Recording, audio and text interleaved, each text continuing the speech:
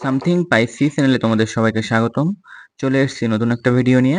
আর আজকের ভিডিওতে আমরা নবম শ্রেণীর গণিত বইয়ের সপ্তম অধ্যায় অর্থাৎ কৌণিক দূরত্ব পরিমাপের ত্রিকোণমিতি অধ্যায়টির ষষ্ঠ পর্ব নিয়ে আলোচনা করব। তো চলো শুরু করা যাক।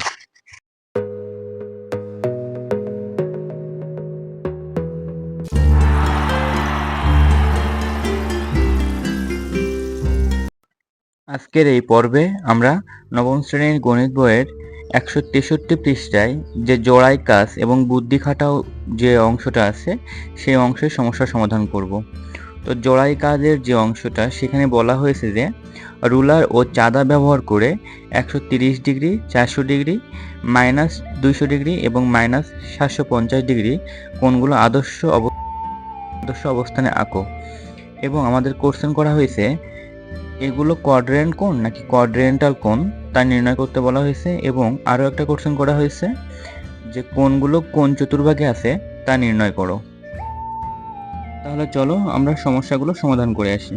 আমরা প্রথমত 130 ডিগ্রি যে কোণটা আছে সেই কোণটি অঙ্কন করব। তো কোণটি অঙ্কন করার ক্ষেত্রে আমরা শুরুতে হচ্ছে এক্স অক্ষ এবং ওয়াই অক্ষ অঙ্কন করে নিলাম। এবং এক্স অক্ষর ধনাত্মক অংশকে এক্স এবং ঋণাত্মক অংশকে এক্স ড্যাশ এবং ওয়াই অক্ষের ধনাত্মক অংশকে ওয়াই এবং ঋণাত্মক অংশকে ওয়াই ড্যাশ হিসেবে আমরা চিহ্নিত করলাম। এবং দুইটি অক্ষ যে বিন্দুতে মিলিত হয়েছে সেটাকে আমরা ও দিয়ে ডিনোট করলাম।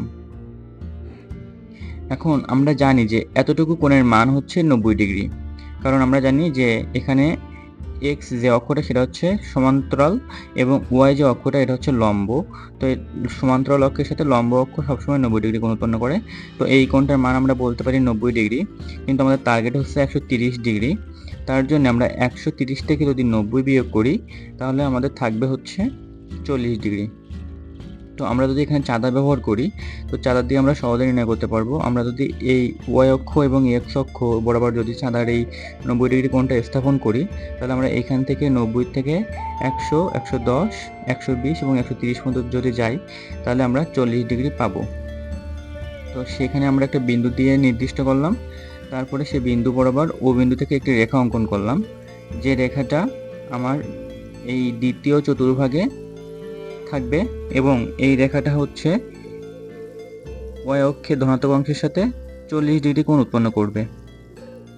তাহলে আমরা বলতে পারি যে এখানে আগে ছিল 90 ডিগ্রি এবং এখানে হচ্ছে এটা 40 ডিগ্রি। তাহলে 90 ডিগ্রি এবং এই 40 ডিগ্রি দুইটা যোগ করলে হবে হচ্ছে 130 ডিগ্রি। তাই আমরা বলতে পারি যে এই কোণটার মান 130 ডিগ্রি।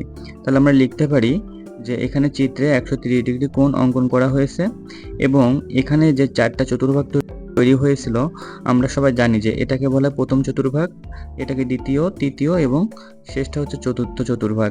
তো এখানে প্রথম চতুর্ভাগ হচ্ছে এটা যেখান থেকে কোণ তৈরি হয়েছিল এবং এই কোণটা যেখানে শেষ হয়েছে সেটা হচ্ছে দ্বিতীয় চতুর্ভাগে আছে। অর্থাৎ আমরা বলতে পারি এই কোণটার প্রান্তিক বিন্দু বা কোণটার শেষ বিন্দু হচ্ছে দ্বিতীয় চতুর্ভাগে অবস্থিত।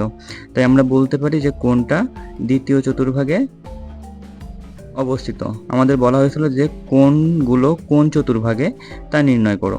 তাহলে এই প্রথম যে কোণটা আমরা অঙ্কন করলাম 130 ডিগ্রি, এই কোণটা হচ্ছে আমাদের দ্বিতীয় চতুর্ভাগে অবস্থিত।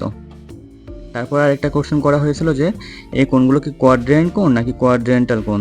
তো আমরা জানি যে কোণের প্রান্তিক রেখা বা প্রান্তিক বিন্দু যদি কোনো চতুর্ভাগে হয় তাহলে বলা হয় কোয়াড্রেন্ট কোণ এবং যদি কোনো অক্ষের উপরে হয় তাহলে বলা হয় কোয়াড্রেন্টাল কোণ। যেহেতু এই কোণটার ক্ষেত্রে শেষ রেখা বা প্রান্তিক রেখাটা আমাদের চতুর্ভাগে আছে, দ্বিতীয় চতুর্ভাগে, তাই আমরা বলবো এটা হচ্ছে কোয়াড্রেন্ট কোণ। এখন আমরা এখানে 400 ডিগ্রি কোণ অঙ্কন করব। তো একইভাবে আমরা কোণ অঙ্কনের শুরুতেই এক্স অক্ষ এবং ওয়াই অক্ষ অঙ্কন করে নিলাম এবং এখানে আমরা একটু কাঁটা কম্পাস ব্যবহার করলাম। যেহেতু আমাদের কাঁটা কম্পাস ব্যবহার করতে নিষেধ করছে, রুলার এবং চাঁদা ব্যবহার করতে বলছে, তারপরেও আমরা কাঁটা কম্পাস ব্যবহার করলাম যাতে সুন্দর লাগে তার জন্য। এটা আমরা হাত দিয়েও করতে পারতাম। এখন তোমরা হচ্ছে জানো যে এইখান থেকে কোণের ধনাত্মক কোণের শুরু হয় যেটা হচ্ছে ঘড়ির কাঁটার বিপরীতে। তো এইখানে এই কোণটা 360 ডিগ্রি কোণ উৎপন্ন করেছে। আমরা জানি যে একটি পূর্ণ ঘূর্ণনে 360 ডিগ্রি কোণ উৎপন্ন হয়। তো 360 ডিগ্রি কোণ, আমাদের টার্গেট কোণ হচ্ছে 400 ডিগ্রি, উৎপন্ন হয়েছে 360 ডিগ্রি, তাহলে বাকি থাকবে হচ্ছে এখনও 40 ডিগ্রি। তাহলে আমার এই যেখানে শেষ হয়েছে এখানে 360 ডিগ্রি কোণ উৎপন্ন হয়েছে। তাহলে আমরা যদি এখন চাঁদা ধরে 0 ডিগ্রি থেকে 10, 20, 30, 40 এভাবে এখানে যদি একটা বিন্দু দিয়ে নির্দিষ্ট করি, তাহলে এটা হচ্ছে 40 ডিগ্রি কোণ নির্দেশ করে। এখন যদি আমরা এই ও বিন্দু থেকে যদি ওই বিন্দুতে একটা রেখা অঙ্কন করি ওই বিন্দু বরাবর, তাহলে এই কোণটা আমাদের এক্স অক্ষের সাথে 40 ডিগ্রি কোণ উৎপন্ন করবে। এখন তাহলে আগে 360 ডিগ্রি এবং এই 40 ডিগ্রি এই দুটো যদি যোগ করা হয় তাহলে টোটাল হবে হচ্ছে 400 ডিগ্রি। তাহলে আমাদের এই যে এক্স অক্ষ থেকে যেখান থেকে কোণটা শুরু হয়েছিল সেখান থেকে একবার সম্পূর্ণ ঘুরে এসে যে ওপি বিন্দুতে শেষ হলো, এর ফলে 360 ডিগ্রি এবং এই 40 ডিগ্রি 400 ডিগ্রি কোণ উৎপন্ন হলো মোট। তাহলে আমরা বলতে পারি এই কোণটা হচ্ছে 400 ডিগ্রি হবে। এখন আমরা যদি চতুর্ভাগ হিসেব করি তাহলে একইভাবে এটা প্রথম, এটা দ্বিতীয়, এটা তৃতীয় চতুর্ভাগ এবং এটা হচ্ছে আমার চতুর্থ চতুর্ভাগ, এটা হচ্ছে আমার চতুর্থ চতুর্ভাগ। তাহলে আমার এই কোণটা প্রান্তিক বিন্দু কোন চতুর্ভাগে আছে? যেহেতু এই কোণটার প্রান্তিক বিন্দু প্রথম চতুর্ভাগে আছে, তাই আমরা বলতে পারি যে 400 ডিগ্রি কোণটা হচ্ছে প্রথম চতুর্ভাগে থাকবে। এবং যেহেতু এই কোণটা চতুর্ভাগে অবস্থিত, কোনো অক্ষের উপরে না, তাই আমরা এই কোণটাকে বলতে পারি কোয়াড্রেন্ট কোণ। তাহলে আমাদের এই 400 ডিগ্রি কোণটা অঙ্কন করা শেষ। এখন আমরা -200 ডিগ্রি কোণটা অঙ্কন করব। তো একইভাবে আমরা এক্স অক্ষ এবং ওয়াই অক্ষ ধরে নিলাম এবং দুইটা অক্ষের মিলন বিন্দুকে বা ছেদ বিন্দুকে আমরা ও দ্বারা চিহ্নিত করলাম। তারপরে আমরা হচ্ছে 200 ডিগ্রি -200 ডিগ্রি কোণ উৎপন্ন করব। এটা একটা ঋণাত্মক কোণ। আমরা জানি যে ধনাত্মক কোণ হচ্ছে এভাবে ঘুরে আসে, অর্থাৎ ঘড়ির কাঁটার বিপরীতে, এবং ঋণাত্মক কোণটা এভাবে ঘুরে, যেটা হচ্ছে ঘড়ির কাঁটার দিকে। যেহেতু এই -200 ডিগ্রি কোণটা হচ্ছে একটা ঋণাত্মক কোণ, তাই আমরা ঘড়ির কাঁটার দিকে কোণের যাত্রা শুরু করব। এখন যেহেতু হচ্ছে -200 ডিগ্রি কোণ, আমরা জানি যে একটি পূর্ণ ঘূর্ণনে 360 ডিগ্রি কোণ উৎপন্ন হয়। তো আমরা যদি ধনাত্মক 360 ডিগ্রি থেকে এই যে -200 ডিগ্রি কোণ এটা যদি বিয়োগ করি, অর্থাৎ -200 ডিগ্রি যদি এখান থেকে এটা রাখি, তাহলে হবে হচ্ছে 160 ডিগ্রি। এখন আমরা এই যে ধনাত্মক কোণ থেকে ঋণাত্মক কোণ বিয়োগ করলাম, করে মান পেলাম 160 ডিগ্রি। এই 160 ডিগ্রি ধনাত্মক কোণ যদি আমরা অঙ্কন করি, তাহলে তার বিপরীত কোণটা হবে হচ্ছে 200 ডিগ্রি। অর্থাৎ এখানে যদি আমরা চাঁদা বসানোর পরে 90 ডিগ্রি এবং হচ্ছে মানে এক্স অক্ষ এবং ওয়াই অক্ষ চাঁদায় ঠিকঠাক বসানোর পরে যদি আমরা 90 ডিগ্রি থেকে এভাবে আমরা 100, 110, 120 এভাবে যদি 160 পর্যন্ত যাই, তাহলে এখানে একটা বিন্দু স্থাপন করতে পারি এবং এই বিন্দু থেকে এই বিন্দু বরাবর ও বিন্দু থেকে যদি একটা রেখা অঙ্কন করি, তাহলে যে কোণটা তৈরি হবে সেটাকে আমরা বলতে পারি ধনাত্মক 160 ডিগ্রি।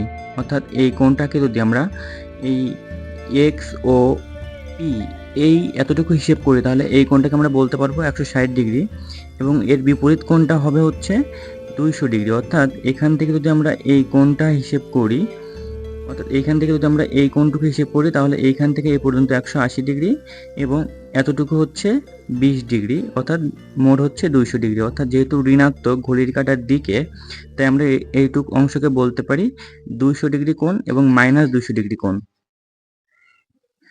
যেহেতু এই কোণটা আমরা অঙ্কন করেছি ধনাত্মক 360 ডিগ্রি থেকে ঋণাত্মক 200 ডিগ্রি কোণ বিয়োগ করে, তো এই ক্ষেত্রে আমরা নির্ণয় করে বিয়োগ করে 160 ডিগ্রি ধনাত্মক কোণ পেয়েছিলাম এবং 160 ডিগ্রি ধনাত্মক কোণ অঙ্কনের ফলে আমরা বিপরীতভাবে ঋণাত্মক 200 ডিগ্রি কোণের মান পেয়ে গেছিলাম।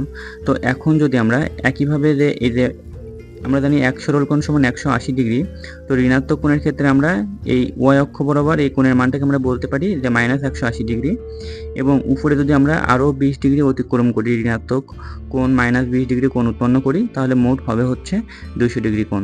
এখানে সেভাবে হচ্ছে কোণটা তৈরি করা হয়েছে। এখন আমরা 750 ডিগ্রি কোণটা অঙ্কন করব। তো 750 ডিগ্রি কোণ অঙ্কনের শুরুতে আমরা একইভাবে এক্স অক্ষ এবং ওয়াই অক্ষ অঙ্কন করে নিলাম এবং মূলবিন্দু ও চিহ্নিত করলাম। এখানে এই যে এখানে যে -200 ডিগ্রি কোণ অঙ্কনের ক্ষেত্রে চতুর্ভাগ নির্ণয় করা হয়নি।